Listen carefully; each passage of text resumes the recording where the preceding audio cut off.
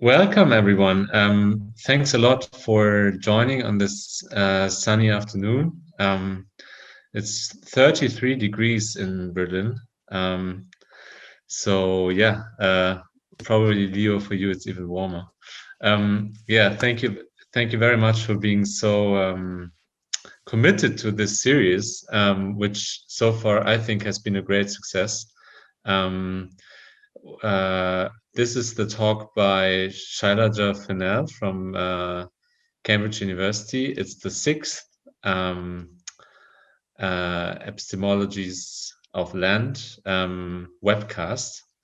And after this, there will be one more, which will be a roundtable. I'll advertise this separately afterwards. And today we'll hear a talk by Shailaja. She's a reader in regional transformation and economic security at the Department of Land Economy and a fellow of Jesus College at the University of Cambridge. She's also a member of GLONOS, the Center for Global Knowledge Studies, which is also the framework in which we're organizing this series. Thanks again to GLONOS, specifically Inanna and Sam, who sort of hold the strings together. Shailaja is very well qualified to talk about this issue. I'm very happy that you joined us, and from the start you were quite enthusiastic about the whole endeavor. I'm very thankful for that. Shailaja is a co-investigator on Tigris. Is that how I pronounce it? Yeah. And it has nothing to do with tigers. Yeah. Tigris is a research program to study how to improve crop productivity and water use, identify appropriate crops and farming practices for sustainable rural development. Very relevant for this talk. She's also a co-investigator on MillNeti. Is that how you pronounce it? Mm-hmm. Wow.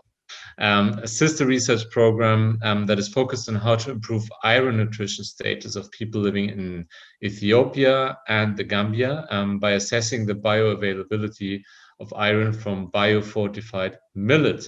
And here we go. The talk today will also be focused on millets. It's entitled "Of False Economies and Missing Markets: the Implications of Prioritizing of Agricultural Productivity over Environmental Sustainability for the Phenomenon of Orphaning of Millets." It's a long title, but it has another subtitle, which I think is quite fitting, namely "An Essay in 3 Acts, ? Maybe you can explain to us what the 3 acts are, and sure. I'm very much looking forward to your talk. Thanks again for joining us. And I have about 20 minutes, is that right? Okay, yeah. Thank you, Felix. If it's 25, that's fine. I'm really very pleased to have this opportunity. I want to thank Inanna and Felix for letting me be part of this journey, which started with a very wonderful workshop, a summer workshop that they organized 2 years ago. Yeah, it was amazing. They brought some very active minds who asked questions, and that allowed me to return at the same time as these 2 projects to some of my own research questions.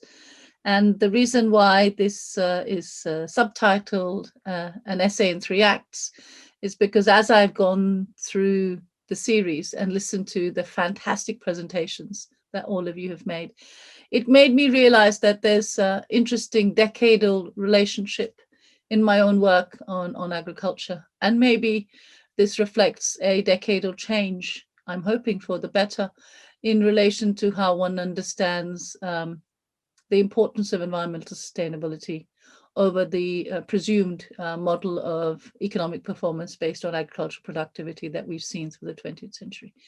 So the Green Revolution, its aftermath in the 1990s, the fact that it not just plateaued, but has been challenging. The second, the concerns with the inability of the Green Revolution to work for sub-Saharan African countries, which emerges through the 2000s. But in a sense, working to create a Green Revolution in sub-Saharan Africa seemed to still be beset by the same problems. For example, as Felix said, even the idea of biofortification, though it could be done in a method that works with communities, because clearly there are particular nutritive deficiencies that we could think about, but it still followed that top-down template approach. So the recognition seemed quite limited.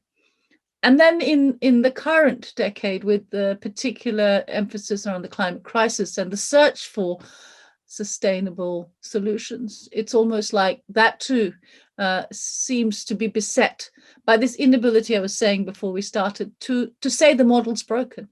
And so these decades provide particular moments. And I'm just going to use a couple of slides to talk through.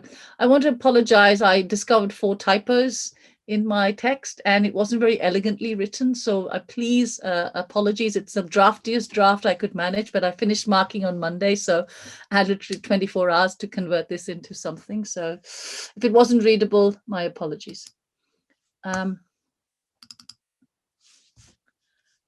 So what I want to do is to just talk through those 3 acts, if I may, in about 20 minutes. So the first feature, and as I said, this is something in Act 1, I talk about my own PhD work, and thank you for indulging and allowing me to go back. And you may not be interested in the provincial state level breakdown for India and China, but that was my life in the 1990s. And it was where I encountered the value of sorghum, even though I didn't write about it, because the poor were still eating sorghum, though being told all the time that it wasn't a crop for the future. And so I want to, in a sense, use the material in Act 1 that I have had to work through. Sorry for the inelegance and the lack of felicity. But what I want to emphasize is the Green Revolution as a social construct. This doesn't mean that it's not an economical and technical intervention, but there is that affect dimension that's missing in the way we evaluated the Green Revolution. So it was deemed to be a technological innovation, which fits in very much with this idea of labor. And I was thinking of Enrico's presentation last time and the whole Wittfogel and, labor surplus economies, that whole language that labor is excess and somehow needs technology. So land and labor, Tony, by the way, Tony is not 2037. I know it's 1937. That was the biggest howler in the typos, so my apologies. But Tony put it very clearly in that early work on land and labor that, this is a kind of 2-factor model. Not that he believed that how it should be, but that's how it read to him from a historically situated position. And in that social construct and technological innovation, maybe as an act of commission, if I'm being omission rather than commission, if I'm being generous, worked against smallholders in the sense that, and of course this is dated, and for my generation, we just what we studied as undergraduates, the Francine Frankel, the other authors on Green Revolution, the idea of everybody can adopt a technology because you just have to get the factors. It makes a nonsense of that, because as Tony says, land and labor really is about who has what material conditions of production with which they can work. And so the materiality gets affected by thinking about technology. And then really the nub of what I want to say today is then you turn that inability of the smallholder on themselves and say, you are missing a market.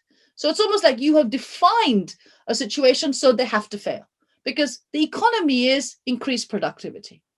But I'm saying it's a false economy, not just from an ecological point of view, but also, of course, from a social justice point of view, because you've not defined a category which is truly independent of scale. And so what you have here is a social construct which places an onus of responsibility on those least able to actually adopt it. And at a national level, and hence the concerns I had for India and China, and hence the PhD, was that you're getting a food system that is become more productive, that is more concentrated.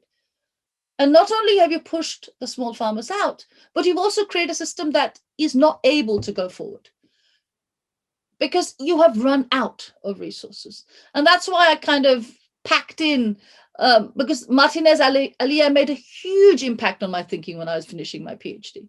And the point was, why not energy? Now, of course, today energy is right there in the mix, but we've got to think about what happens when you create a social construct, which is very specifically focusing on technology as the missing element.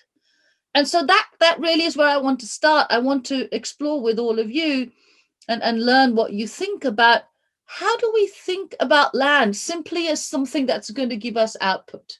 What is the social construction that allows that? And what does it mean to a smallholder who actually values her or his land so much more because they have nothing else? And yet you're saying to them, you're a failure. Right? So the notion of market failure that we use here is an interesting one. And I explore that in Act 2, because I'm arguing that the same idea is then translated and taken across space and time into sub-Saharan Africa, where there's this notion of failure again. What it also does is an epistemic violence. And that's what I wanted to, again, learn from all of you, since many of you have written so well on this on your own chapters. It not only marginalizes a smallholder, but it also takes away their independence as repositories and guardians of knowledge. It disregards their everyday field scientist knowledge. It tells them that it's only the seed developer or the water manager, someone who's not just technical, but technocratic, and therefore superior to them in a new hierarchy that emerges from the 60s. And therefore, they now become subordinated. So there's a very explicit power shift that occurs through this process. And again, being polite, I will call it a sin of omission, but clearly this emerges through the Green Revolution. And there are some parts of the world where this shift of subordination versus superiority takes a slight twist in the 1990s, at the point where the Green Revolution critique is emerging, because in East Asia, for example, with the crisis, suddenly there's not enough growth. And so this idea that agriculture, squeeze the small, get the rich, because you've got to feed industry, becomes unmasked, because industrialization doesn't deliver. And it's at that point. And Southeast Asia probably is as prominent Latin America in terms of small farmer struggles. And Southeast Asia has this amazing network of alternative farming methodologies. And I've been engaging with them over the last 2 or 3 years in my current research. And so what we get is farmers' movements reclaiming what was their own. And that reclaiming is really important, because what it does is it locates that knowledge about organic, about adaptive, the point I call agricultural involution, using Gertz's idea. It makes that a feature that always existed. In a kind of James Scott sense, the idea of resistance. And this is not saying we resist technology. This is saying we claim back what was ours before the Green Revolution came. And that's why I'm talking of false economies and missing markets as a process of orphaning, because you take away that legitimation, you make them children. So the orphaning of millets, if you like, is a mirror for the orphaning of these communities as well. They lose their rights, and that's painful at the level of thinking about social justice, but it is abominable thinking about sustainability claims that we wish to make today.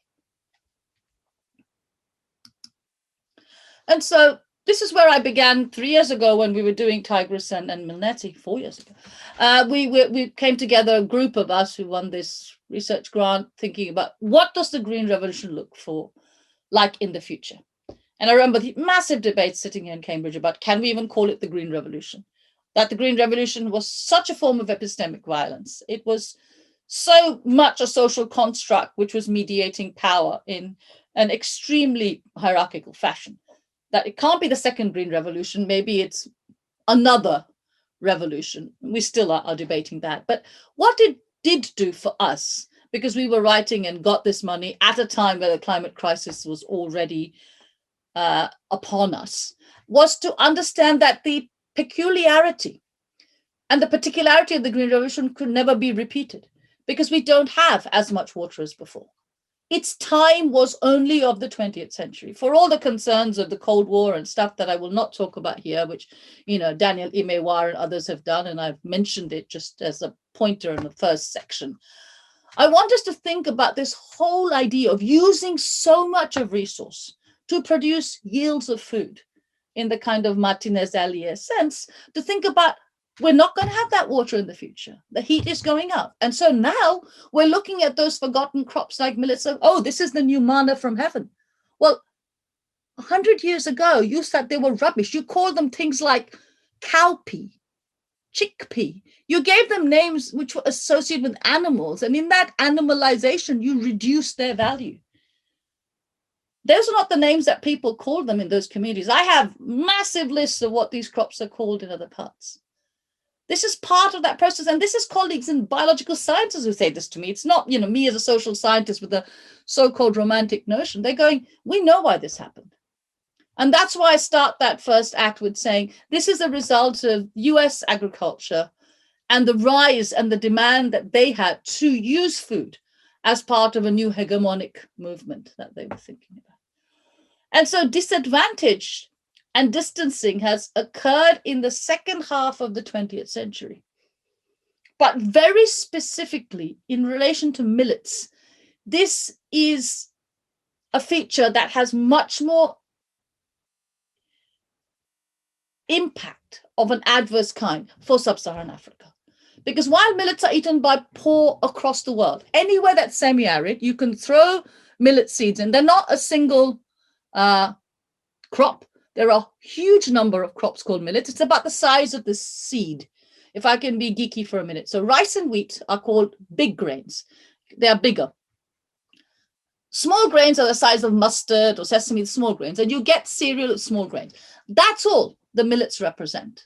So if it's sorghum or pearl millet or barnyard millet or little millet or finger millet, they're actually not the same species. That's the first thing to say. It's by size and they're small. And if you read texts in the United States, the brilliant book, 1996, I'll give a slide of that later, which looks at the lost crops of Africa. And in that they say, oh, we think these are only for birds. Yeah, the birds ate them, but human beings also ate them. And so the lack of this recognition is really what the first act is about. And what it also does is it, in the point of I was making about thinking about what is success and what is failure. In terms of that, if I think about this notion of efficiency, and it's efficient to have yield, you're saying a smallholder is inefficient because they have a higher risk.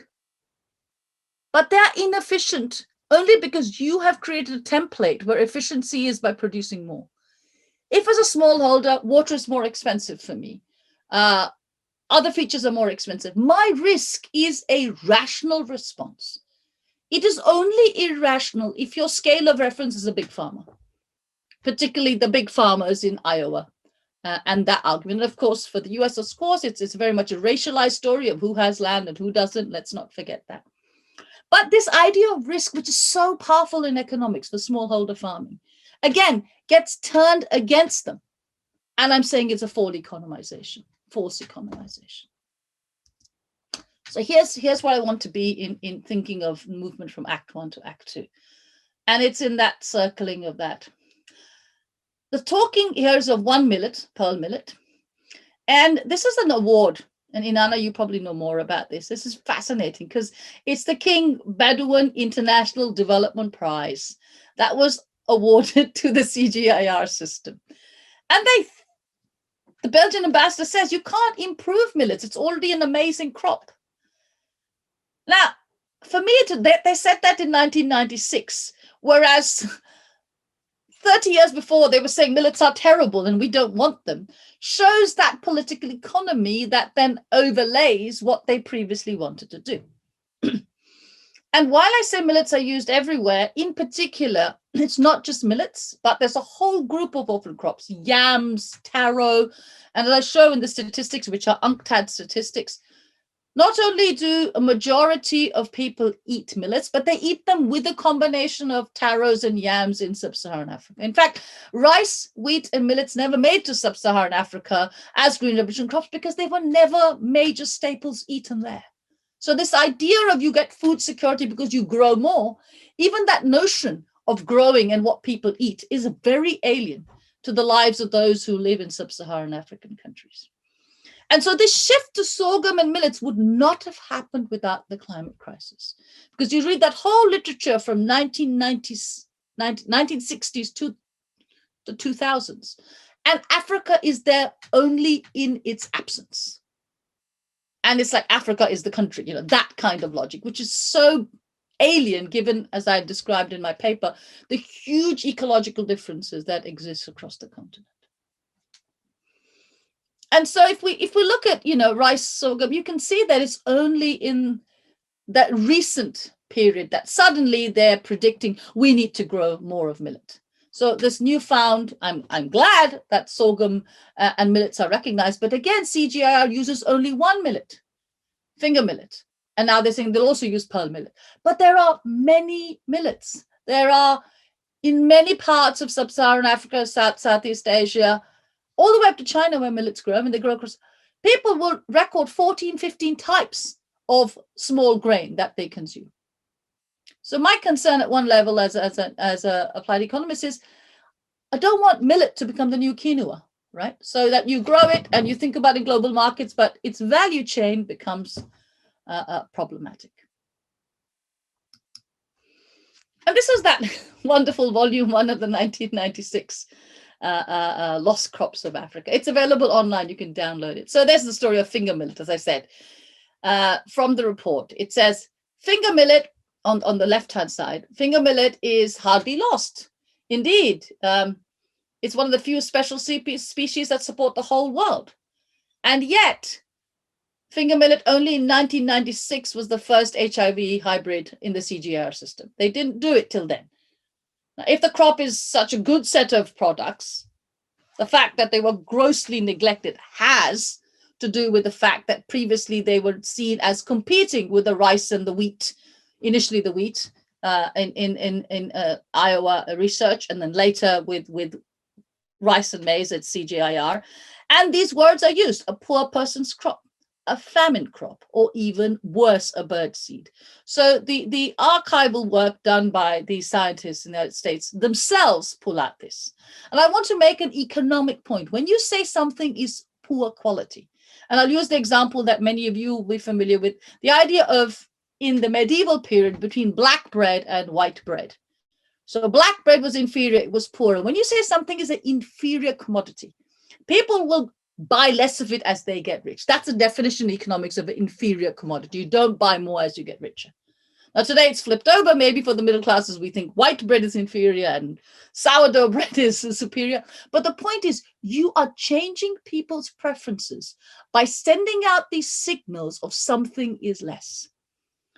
And we now know this because in our research, if you say to people in East or West Africa, do you eat millets? It becomes synonymous with you're telling them that they're poor, because that's how it has shifted in the cultural mindset.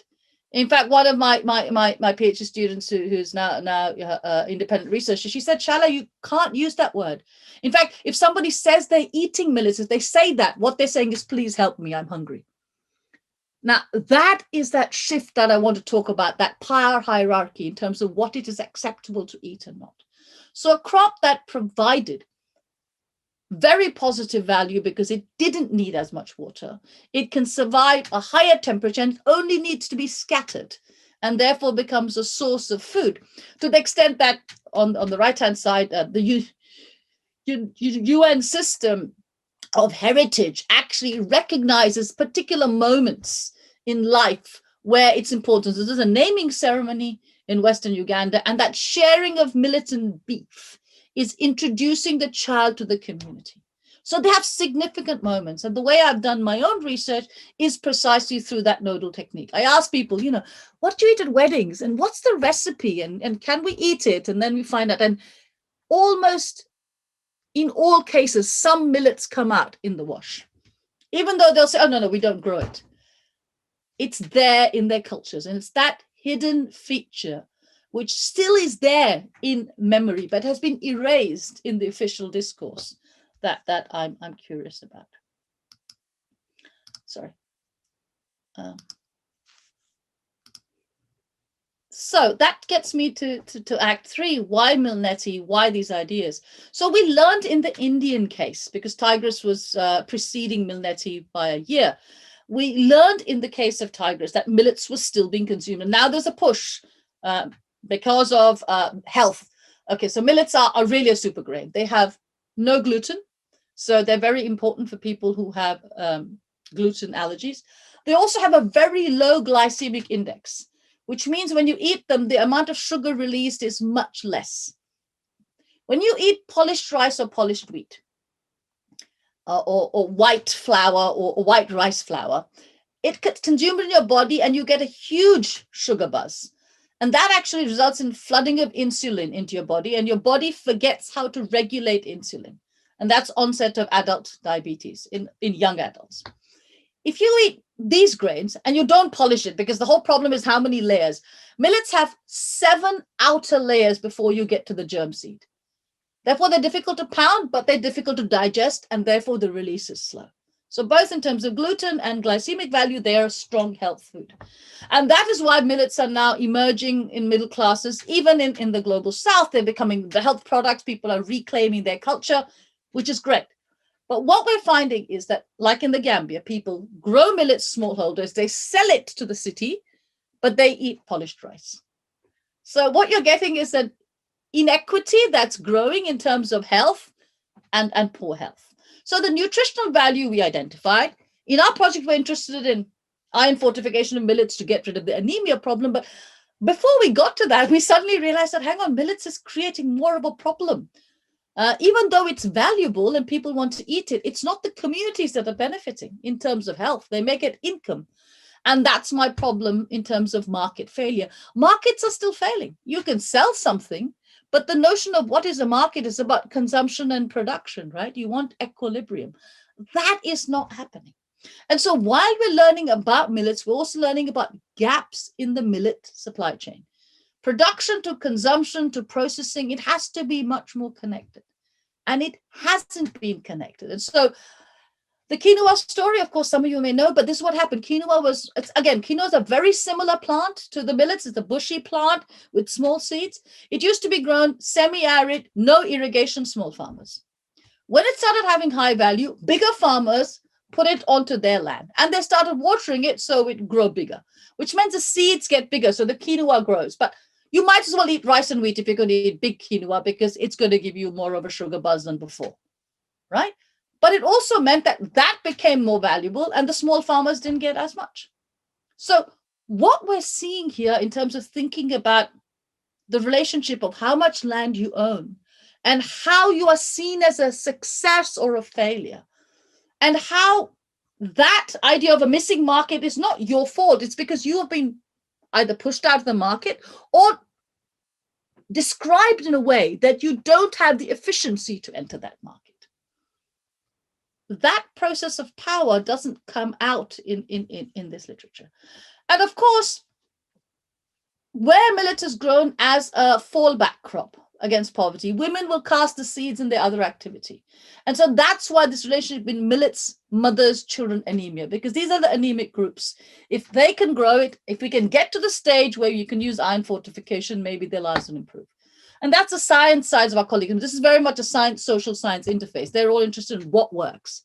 But at every stage in our project, we have been hit by those earlier acts. Act 1 and Act 2 are still there. Those players haven't left the scene. They're still in the backdrop, and they're coming in and saying words again. You know, they're clouding, they're interrupting our story. And what is the missing piece is the cultural piece. It's this idea of processing. It's when you grow, you pound, you cook together, whether it's at a wedding or a funeral. These talk about people's lives. And for me, food processing seems a very techie term. I think it's the intangible heritage. It's how you cook. It's what you do. And I try and bring my science and humanities colleagues together by saying, let's look at actually what happens in the process. Who's growing? Who's cooking? Who's fermenting? What's happening in this story? So one of the things I'm fascinated about, and in particular in Ethiopia with injera, and many of you may have eaten injera, that big flat bread that they eat in Ethiopia with all the various, it used to be made with sorghum and millets. And then now, over the last 200 years, teff. Teff is another small seed, higher value, better, different taste. But in poor years, communities, well, poor as in drought years, communities will replace teff by sorghum. And the yield of teff has reached a plateau. It's not growing more. So sorghum is cheaper and you can grow it. So I've been looking at the various kinds of recipes with my colleagues in Bahardar University. And it's fascinating. We're now saying, who ferments? And they say, oh, we don't. Now you look at recipes, people say put baking powder. Baking powder isn't the same. It's like saying sourdough bread is like fast yeast. It's not, because the nature of the product changes. And therefore, when you do fermentation, the absorbability of iron increases in your body. Now, that's a fascinating finding that we knew in the 1970s, as I said, in Act 2 to Act 3, but we forgot. WHO has all these papers, but WHO doesn't do this work anymore. So we've gone back and looked at archives, which are now dead archives. I'm like, we need to take this forward. We need, before the next generation forgets about the value of fermentation, we need to try and see why these work. So here's another example of inversion of power, something they knew, which they have forgotten. So there's no romanticization in this thinking about the relationship of land and food. It's about thinking about how do these people reclaim the knowledge that was theirs. And by collecting, producing active archives. One of my colleagues was in the CGIAR, and he says he created a cookbook on yams and taros in the Pacific before he left. And they cooked a meal and everybody was given a cookbook. And this is the members in the CGIAR, for them to remember, not to forget that these things grow in these communities. So here's my, so this is Gulu Market, Northern Uganda. So I don't just talk to communities, I go to the marketplace. Early morning is great. And so I asked about each one of these and when they cooked. And on this side is the CGIAR iron fortified. And the whole point is this is what people are eating on the left. And this is what is being grown for the future. And the whole purpose of this chapter for me is a way to return to, we knew about millets in the 1960s and 70s. We forgot. We have an opportunity now through climate change to think about learning about them again. And in a way, I guess it's a cautionary tale, but we don't want to lose this opportunity to break that model and to do a bottom-up, where not just the knowledge, but the value of each step in that process of cooking, where human beings are at the center, could, at least this time, be mapped, be recorded, be the driver for what it is that we value for sustainable agriculture. Thank you so much.